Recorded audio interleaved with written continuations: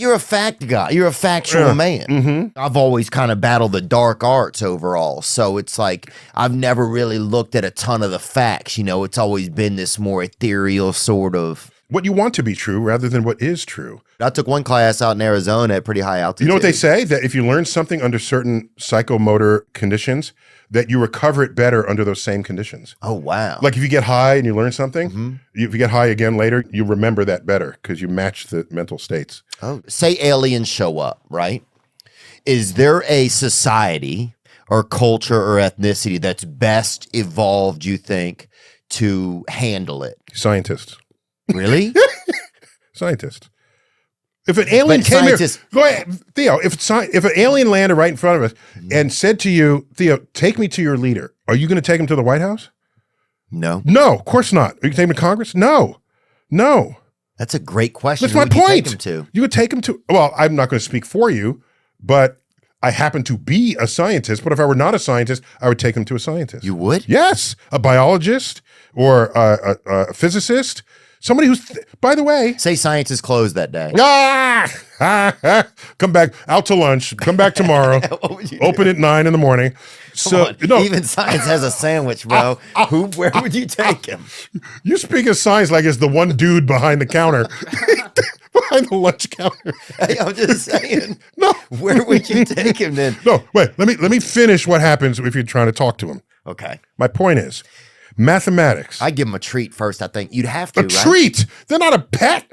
They just flew here in a ship way more advanced than anything we've ever conceived. You're going to, here's a chew toy. That's just not going to do. I'm just saying, you got to give him a little. You'll be the first human zapped by an alien laser. Oh, at that point. You hit him with that Snicker? Dog, you good. They're your friend forever. You good forever, bro. He'd be pulling on your This is not E.T. Steven Spielberg where they're eating, what do they eat, the Reese's Pieces? No. Oh, yeah, dude, Reese's. Bro, he'd bring his friends next week. Now, you give a Reese's to an alien, it's going to get diabetes. How do you know it can handle it? This is some pretty... That's a good point, bro. Now he's stuck. What if he becomes all lazy and stuff when you start getting him acclimated? He gets fat and lazy on Earth. That has to be a movie, right? Was there a movie like that? I don't know. But... Okay, so he's here. What do you do? What I'm saying is that I have a periodic table of elements that are elements across the universe. I know mathematics and laws of physics that apply across the universe.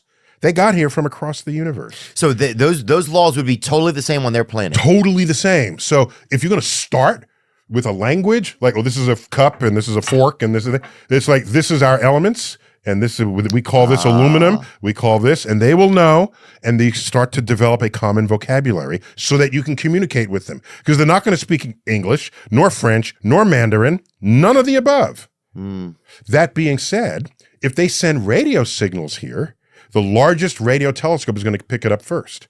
And you know where that is? Hold on, let me think. Arizona. It was once on American soil in Puerto Rico.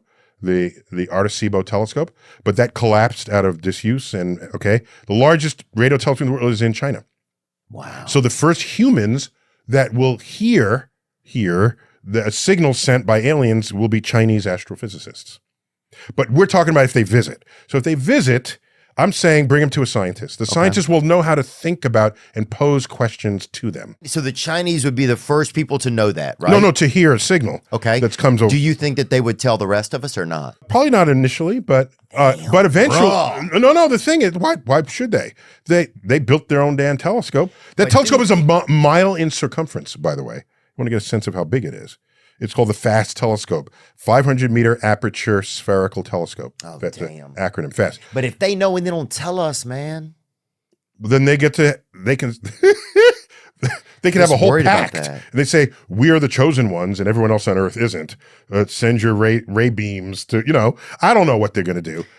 But there it is. We have another image. Oh, we're fucked. Bro, We're looking at the image on the screen. I was there, visited that. We filmed there for Cosmos. What? Oh my gosh. Bro, you got to hold on to that footage, bro. Oh because my gosh. we got to make this. Why don't we have anything like this? Because we like to think of ourselves that we're Americans and we over history, we've been reactive to challenges from other countries, not proactive. And what are we now as far as when it comes to challenges from outer space? We have nothing that rivals that. Wow. At all. Is outer space gay or straight? Is outer space gay or straight?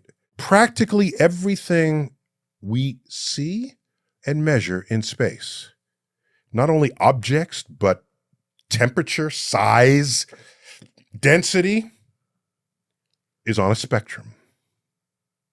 So for you to say, is the universe gay or straight? I'm going to tell you, whatever the universe is, it's on a spectrum. Okay. In fact, the very word spectrum comes from what happens when you take light and break it up into its colors. We just happen to assign names to the 7 colors: red, orange, yellow, green, blue, indigo, violet, but it's a continuum. We're just being lazy by assigning 7 colors. Our brain doesn't want to see nuance because it's easier for us to think in binary. So it's, are you with me or are you against me? Well, maybe you're somewhere in between. Are you a boy? Are you a girl? Maybe they're expressing themselves somewhere in between. And your brain has a difficult time recognizing a spectrum. And so you're requiring it be into a bin. So there you are, forcing other people to match how you see the world. The world is not going to change to fit your inability to recognize how it's actually manifesting. It's not going to do that. So it's bi. No, it's on a continuum. So it's whatever it is, you can say, is the universe sweet or salty? Is the universe, whatever it is, you're asking me, is it this or is it that? That's the binary brain trying to force a continuum into 2 categories. So it's like Chex Mix. Except with more objects, more kinds of objects than what you find in Chex. Chex Mix has like 5 things in it. Yeah, that's true. Okay, imagine if Chex Mix had everything. Damn. In a continuum. And it kept changing. Now look at how our brain works. We have hurricane strengths, right? Oh, yeah. They measure the wind speed. Do you realize it's a continuum? But we divided it into 5 categories. Right. But it's a continuum. Do you realize you can go from low category 3 to high category 3? And they'll just talk about Hurricane Irma is still a category 3. 1 mile an hour faster, and it's category 4. It's breaking news. Oh, yeah. Hurricane Irma is now category 4. Yeah. Excuse me, it's 1 mile an hour faster than it was yesterday. Yeah, people lied. They said the winds broke in. Okay, so I saw the winds making a bowl of cereal, some guy said. Like, what? That's funny. That's crazy. So my point is, even with hurricane speed strengths, we force them into categories when it's actually a continuum. I see. So it's a continuum out there. So because it looks kind of gay, I feel like, but then sometimes it does things that seem really straight. But those are also my definitions of those Correct. things. You're forcing the universe into your 2 categories. Right. Sometimes I look up at the sky, right? And I'll look up and I feel like, especially if there's stars out there, I'll feel like something's looking back at me. Does that make any sense to you at all? I once tweeted something like that. I said, sometimes I wonder, as I gaze into the night sky, whether the stars themselves are gazing back at me. Oh, damn. I didn't realize I sounded so damn bi about it. And that's when people said, are you high, Neil? Put down the joint. Are you, there's a reliable influx of people who are certain. But sometimes I look up, I feel there's like a thing. I don't know what it is, bro. I don't think it's gay or anything. I think it just feel like the space is looking back at me. Well, maybe I'm gay for space, bro. Well, so we're not likely the only life forms in the universe. There's probably very many, some vastly more intelligent than we are. Here we're sitting here looking up into the night sky, countless thousands of stars.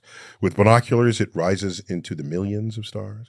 With telescopes, it rises into the billions. Oh, God. There are surely civilizations there looking up at their night sky, and they see our star, the sun, as part of some constellation that they identify in their night sky. And there's a Theo Vaughn there looking up, asking, is anyone up there looking down at me?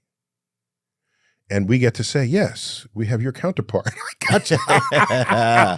We got a Theo Vaughn in this galaxy too. Most people that could exist mathematically will never exist. Wow. So right there, you are special, a living entity as there ever was. Amen. Be ashamed to die until you have scored some victory for humanity.